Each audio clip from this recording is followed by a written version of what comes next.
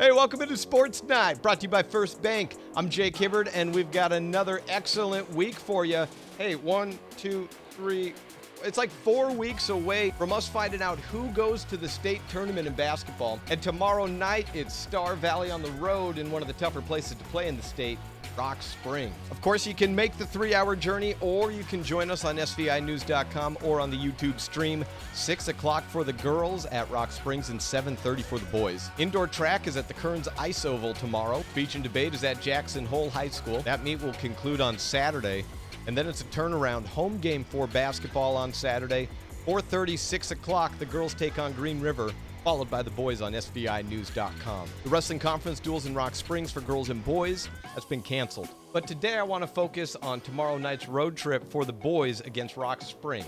Friday's matchup looks like this on paper. Star Valley, halfway through the quadrant season, is 3-0. Rock Springs, halfway through the quadrant season, also 3-0. Now, overall in the Western Conference, Rock Springs has had 2 losses to 3 wins. But since both of those came out of quadrant, quote-unquote, it's like they never happened. So those losses to Evanston and double overtime last week to Riverton, it doesn't matter. Not unless there's a tiebreaker. But here's the thing. Evanston still is going to have a home game against Star Valley.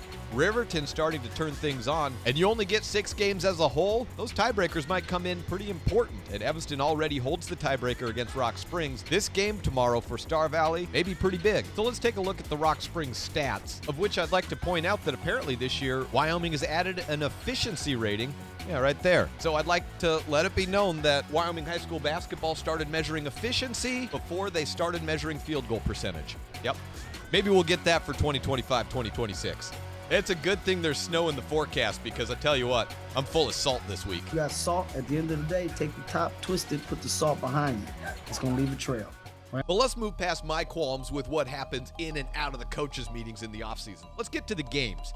Starting off, Sam Lineberger's the leading scorer for Rock Springs. He wears number 0 just like his older brother Derek did a half dozen years ago, and he's leading the way with 18.2 points per game. And despite being the tallest player on the court, he's actually the best shooter from range. As you'll see, he's shooting 43% on the season. That being said, Rock Springs as a team shoots just 28%, and as you'll see on Friday, this is not necessarily a team that really needs to rely on the outside shot. Speaking of former players, their head coach is Lennon Spence, a 2014 Rock Springs High School graduate, and in his first year leading the team. Spence was a former first-team All-State basketball player in Wyoming, and with Rock Springs averaging nearly 70 points a game, I have to say it's a little reminiscent of the style that Lennon played back in the early 2010s. This is an up-tempo team, and if they hang their hat on one skill, it's probably this: rebounding. Boston James is the team's leading rebounder at 6.2 per game, but as a team, Rock Springs averages more rebounds than any other team in the state. The Tigers have the 3rd most offensive rebounds per game at 11.3, but also give up the 3rd most offensive rebounds per game to their opponent. Now, Star Valley's certainly improved their rebounding as the season's gone along, as they now sit as the 2nd best team in the state in offensive boards, just ahead of Rock Springs. But they'll be tested this week as they'll go up against a system that's always looking for a second chance and opportunistic wings that fly in on misses. Boston James is a really good rebounder. He comes in from the backside a lot. He's just so active, and he is athletic, and he has good length, and he has good instincts. And so you put all that together, and he's a pretty lethal rebounder. And like you said, Lineberger, he's a good ball player, 18 points a game, 40+% from 3, scores at all 3 levels. Lineberger plays a lot at the 4. He'll bring the ball up at times too. Gotta find ways to make his job a little more difficult. And as the rebound total has improved for Star Valley the last 4 weeks, the wins have also rolled in. Over the course of the last, 6 games, I think we've won the rebounds in each of those 6. 5 of them have been wins. One thing I feel like we've done well in our winning streak is we've limited, role players, I guess you could say, below their averages, and taken options away from teams, and that's really helped. Another big part I'd add that's helped us is just getting Cooper back. He creates a lot of gravity. Defense is half the game plan for him. He does finish really well around the rim, and he shoots the ball well. So they can't just sit back on him. They have to come out, and he's deceptively quick. His first step is pretty fast. I don't know how else to classify him. He's so multi-dimensional. Well, I'll give it a try. How about a big wing, or the modern 4 as it's being called in the NBA?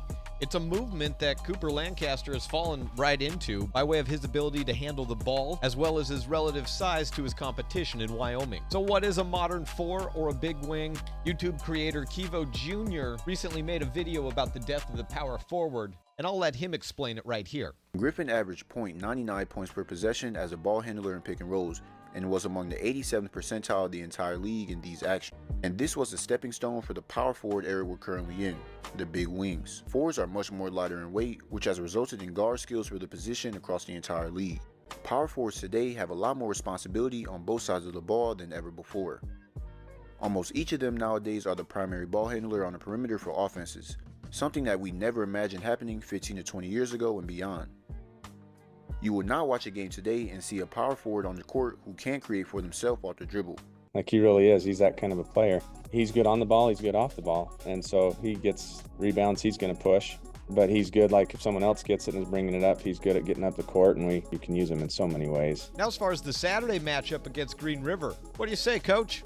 They caused us issues last year. The things we struggled with a lot last year is they would get past our initial line of defense, and as help would step, they back cut so well. They just drift towards the rim, and so you turn to go back, and they're not there anymore. We have to be better on-ball defenders, keep them in front of us better, which requires less help. That's easier said than done, obviously. She does a really good job of, as the help comes, relocate.